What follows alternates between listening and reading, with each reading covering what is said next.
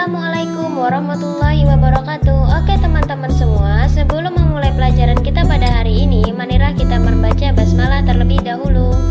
Bismillahirrahmanirrahim. Sebelum belajar, perkenalkan dulu. Namaku adalah Pinky Anggraini dan aku berkuliah di Prodi Perbankan Syariah semester 2, kelas PBS C. Video ini adalah tugas mata kuliah Fikih Muamalah dengan dosen pengampu Ibu Fitri Faizah MH. Pokok bahasan kita hari ini adalah khiyar dalam pandangan Islam. Oke, sekarang kita masuk ke poin pertama, yaitu pengertian khiyar. Kata al-khiyar dalam bahasa Arab berarti pilihan. Secara etimologi, khiyar artinya memilih, menyisihkan, dan menyaring. Secara umum artinya adalah menentukan yang terbaik dari dua hal atau lebih untuk dijadikan orientasi. Secara terminologi, para ulama fikih telah mendefinisikan al-khiyar. Antara lain, menurut Sayyid Sabiq, khiyar ialah mencari kebaikan dari dua perkara, melangsungkan atau membatalkan jual beli. Kemudian, tentang dasar hukum khiyar terdapat dalam Al-Quran, Al-Hadis, dan juga ijma ulama. Oke, selanjutnya tentang hukum khiyar dalam jual beli. Hak khiyar atau memilih dalam jual beli menurut Islam dibolehkan. Apakah akan meneruskan jual beli atau membatalkannya, tergantung keadaan kondisi barang yang diperjualbelikan. Selanjutnya tentang pembagian khiyar. Khiyar ada 4. Yang pertama, khiyar majelis. Yang kedua, khiyar ain. Dan yang ketiga, khiyar ru'yah. Dan yang terakhir ada khiyar syarat. Oke, sekarang kita masuk ke penjelasan pertama, yaitu mengenai khiyar majelis. Khiyar majelis berasal dari fi'il madhi jalasa yang berarti duduk, kemudian dirubah ke isi makan majelis yang berarti tempat duduk. Tempat duduk tersebut dapat dijabarkan lagi menjadi tempat transaksi.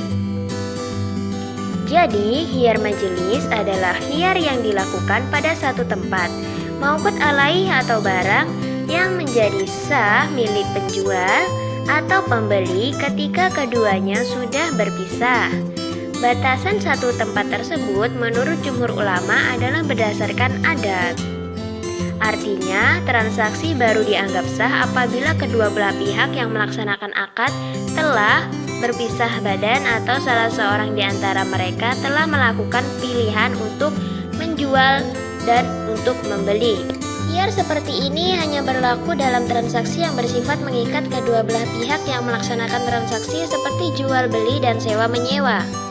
Artinya, bagi tiap-tiap pihak dari kedua belah pihak ini mempunyai hak antara melanjutkan atau membatalkan selama keduanya belum berpisah secara fisik. Penjelasan kedua yaitu mengenai khiyar aib. Khiyar aib yaitu hak untuk membuat khiyar membatalkan atau melangsungkan jual beli bagi kedua belah pihak yang berakad apabila karena terdapat aib atau cacat pada objek yang diperjualbelikan. Seseorang hendaklah menjual barangnya dengan transparan. Jika mulus, katakanlah mulus, dan jika cacat, katakanlah cacat. Tidak boleh atau haram menyembunyikan cacat pada barang yang dijual. Penjelasan selanjutnya yaitu mengenai khiyar ru'yah. Khiyar ru'yah adalah hak khiyar atau hak pilih bagi pembeli untuk menyatakan berlaku atau batal jual beli yang ia lakukan terhadap suatu objek yang belum ia lihat ketika akad berlangsung. Jumhur ulama fikih yang terdiri dari ulama Hanafiyah, Malikiyah, Hanbaliyah, dan Zairiyah menyatakan bahwa akad seperti ini menurut mereka boleh terjadi disebabkan objek yang akan dibeli atau tidak ada di tempat berlangsungnya akad, atau karena sulit dilihat seperti ikan sarden. Khiyar ru'yah menurut mereka mulai berlaku sejak pembeli melihat barang yang akan dibeli.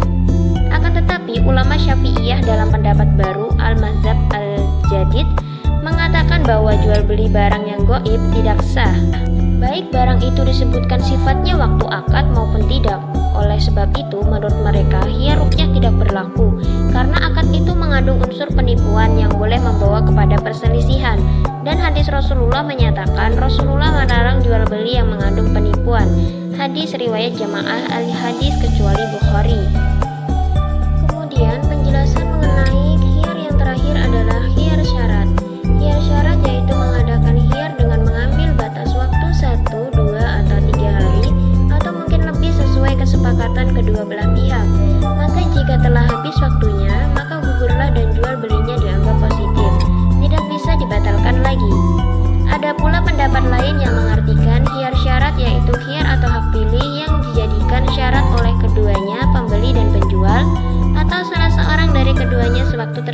akad untuk meneruskan atau membatalkan akad itu.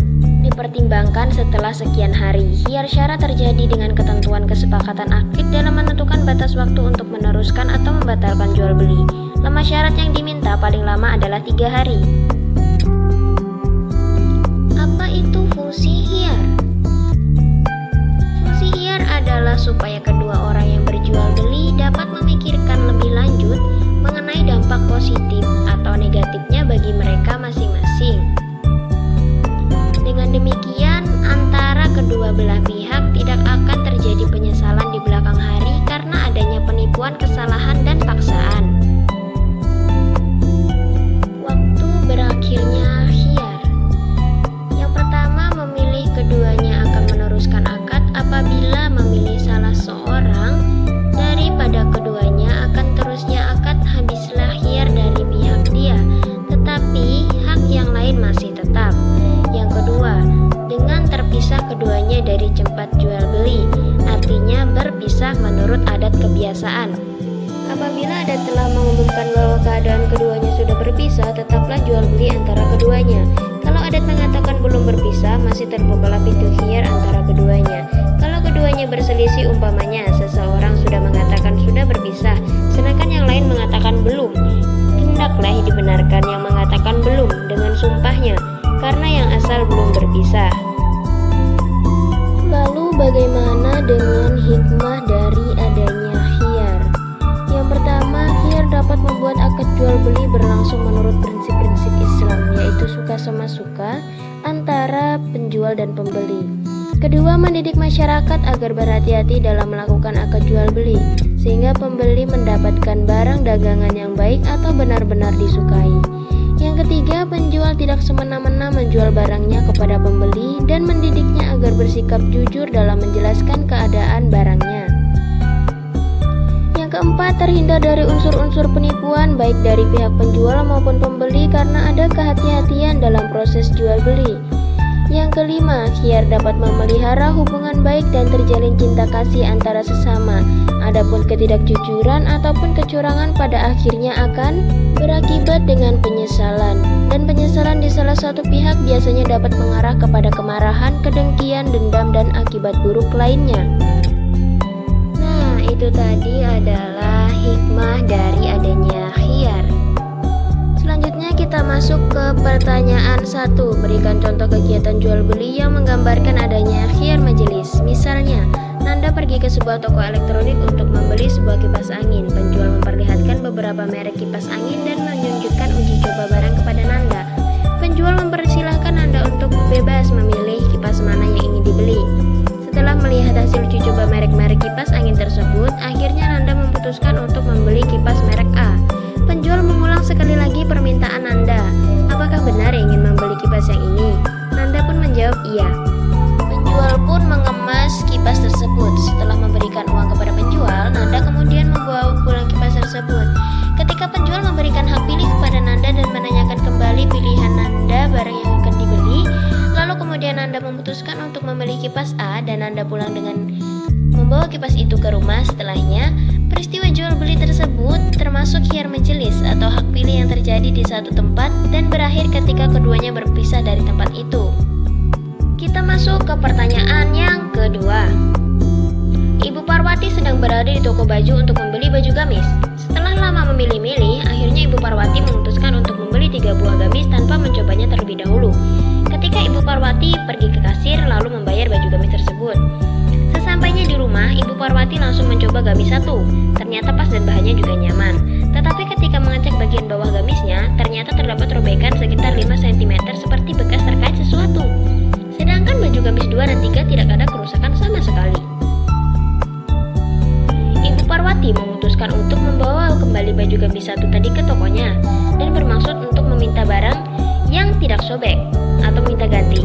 Ketika sampai di toko, Ibu Parwati menjelaskan detail mengenai kerusakan produk dan mengatakan juga sebelumnya Ibu Parwati tidak ada mencoba baju gamis itu di toko dan baru mencobanya di rumah. Serta kerusakan itu ada sebelum Ibu Parwati mencoba baju tersebut. Ibu Parwati juga meminta untuk digantikan barang yang sama dengan kondisi yang baik. Pemilik toko sadar bahwa kerusakan pada barang tersebut adalah kelalaian dari pihak toko. Pemilik toko pun mengabulkan permintaan Ibu Parwati untuk menggantikan dengan barang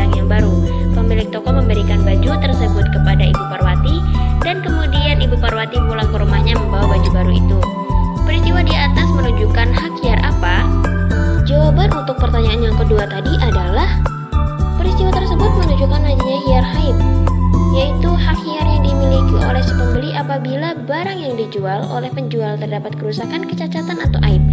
Pembeli berhak menggunakan hak hiarnya apabila barang yang dibeli memiliki aib, dan penjual memiliki kewajiban untuk mengabulkan hak hiar tersebut, sebab sebagai penjual haruslah terbuka dengan kondisi barang yang dijualnya. Akhirnya kita masuk pada bab kesimpulan. Yang pertama, hiar atau hak pilih adalah hak untuk memilih, memisahkan, atau menyisihkan. Hak hiar dalam jual beli hukumnya mubah atau diperbolehkan, yaitu apakah akan meneruskan atau membatalkan jual beli tergantung pada kondisi barang yang diperjualbelikan. Hiar ada 4, yaitu hiar majelis, hiar ru'yah, hiar syarat, dan hiar aib. Akhirnya kita sampai di akhir video. Jangan lupa like dan juga subscribe channel ini, dan jangan lupa share video ini ke teman-teman kalian. Saya pamit undur diri. Wassalamualaikum warahmatullahi wabarakatuh.